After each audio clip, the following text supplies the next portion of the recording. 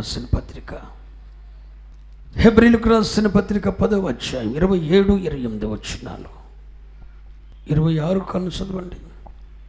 మనము సత్యమును గూర్చి అనుభవ జ్ఞానము పొందిన తరువాత, మనము సత్యమును గూర్చి అనుభవ జ్ఞానము పొందిన తరువాత బుద్ధిపూర్వకంగా పాపము చేసిన ఎడల పాపములకు బలియకను ఉండదు. కానీ న్యాయమైన తీర్పుకు, న్యాయపు తీర్పునకు భయముతో ఎదురు చూచుటయు విరోధులను సహించబోవు తీక్షణమైన అగ్నియు నికిక ఉండను. సత్యమును గూర్చి అనుభవ జ్ఞానం పొందిన తరువాత, అంటే సత్యమనగా అంటే యోహాను సువార్త 17:17 ప్రకారం నీ వాక్యమే సత్యం. దేవుని వాక్యమును గూర్చి అనుభవ జ్ఞానం పొందిన తరువాత, దేవుని వాక్యమును గూర్చి అనుభవ జ్ఞానం పొందిన తరువాత నేనైనా నువ్వైనా బుద్ధిపూర్వకంగా పాపం చేస్తే, తెలిసి ఇది తప్పు అని తెలిసి పాపం చేస్తే, బుద్ధిపూర్వకంగా పాపం చేస్తే ప్రభు అంటాడు దానికి ఇక బలి ఉండదు. బలి అంటే ఏంటి? క్షమాపణ ఉండదు. మరి ఏముంటుంది? న్యాయమైన తీర్పు ఉంటుంది. ఇంకేముంటుంది? విరోధులను దహించే తీక్షణమైన అగ్ని. ఈ రాత్రి ఉదయకాల సమయంలో అడుగుతున్నా, ఇది తప్పు అని తెలిసి ఎంతమంది బుద్ధిపూర్వకంగా పాపం చేస్తున్నారు? సత్యమును గూర్చి అనుభవ జ్ఞానం పొందిన తరువాత ఇది చేయకూడదు, ఇది తినకూడదు, ఇలా ఉండకూడదు, ఇలాంటి వస్త్రం ధరించకూడదు, మిక్కుల వెలగల వస్త్రములతోనైనా వెండి బంగారములతోనైనా మనం అలంకరించుకోకూడదు. ఈ సత్యమును గూర్చిన అనుభవ జ్ఞానం పొందిన తరువాత, సత్యమును గూర్చిన అనుభవ జ్ఞానం పొందిన తరువాత ఏది చేయాలో ఏది చేయకూడదు, ఎలా ఉండాలో ఎలా ఉండకూడదు, ఏం తినాలో ఏం తినకూడదు, ఇదంతా నీకు అనుభవ జ్ఞానం పొందిన వాక్యమును గూర్చిన అనుభవ జ్ఞానం పొందిన తరువాత బుద్ధిపూర్వకంగా పాపం చేస్తే వాడికి ఇక క్షమాపణ ఉండదు, బలి ఉండదు. బలి లేకపోతే క్షమాపణ లేదు, బలి లేదు, క్షమాపణ లేదు. బుద్ధిపూర్వకంగా పాపం చేసిన ఎల్లా కావాలనే తప్పని తెలిసి కూడా పాపం చేస్తే క్షమాపణ ఉండదు. మరి ఏముంటుంది? న్యాయమైన తీర్పు ఉంటుంది. దేవుడు అక్కడ దెబ్బలు కొడతాడు. నువ్వు బుద్ధిపూర్వకంగా పాపం చేశావు, అనుభవ జ్ఞానం పొందిన తర్వాత పాపం చేశావు, దేవుని సన్నిధిలో ఉండవలసిన దినమున నీ ఇంట్లో కూర్చున్నావు, పరిశుద్ధ దినమున నా సన్నిధిలో నీ కుటుంబంగా ఉండలేకపోయావు, నీ రాబడిలో దేవుని భాగాన్ని దేవునికి ఇవ్వలేకపోయావు. వాక్యమును కూర్చుని అనుభవ జ్ఞానం పొందిన తర్వాత ఎలా ఉండాలో ఎలా ఉండకూడదో తెలుసుకున్న తర్వాత ఏది చేయాలో ఏది చేయకూడదో అనుభవించిన తర్వాత అంత అనుభవించి నువ్వు తప్పు చేసావు. బుద్ధిపూర్వకంగా పాపం చేసావు కనుక ఇక బలి లేదు. మరి ఏముంది? న్యాయమైన తీర్పు ఉంది. ఇంకేముంది? విరోధులను దహించే తీక్షణమైన అగ్ని. మనల్ని కాదు, సాతాను పిల్లలను, దేవుని వాక్యం ఎరగిన వారిని దహించటానికి ఒక తీక్షణమైన అగ్ని పెట్టాడు దేవుడు.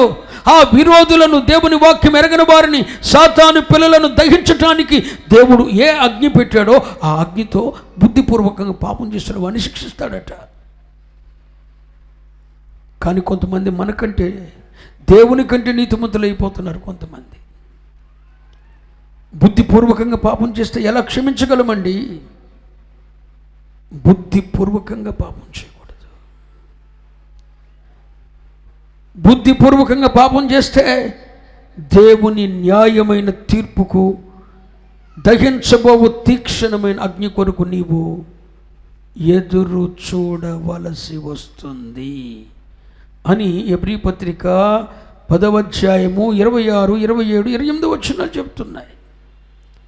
మరి ఉదయకాల సమయంలో మీలో ఎంతమంది బుద్ధిపూర్వకంగా పాపం చేస్తున్నారు? తప్పని తెలిసి, అలా ఉండకూడదని తెలిసి పాపం చేస్తున్న వారు ఎంతమంది ఉన్నారు? బుద్ధిపూర్వకంగా పాపం చేసేవాడికి బలి లేదు. మరేముంది? న్యాయమైన తీర్పు అతని కొరకు ఎదురు చూస్తుంది. ఇంకేముంది? విరోధులను దహించబోవు తీక్షణమైన అగ్ని ఎదురు చూస్తుంది. నువ్వు దానికి ఎదురు చూడాలి, కృప కొరకు ఎదురు చూడడం అవసరం లేదు. ఇక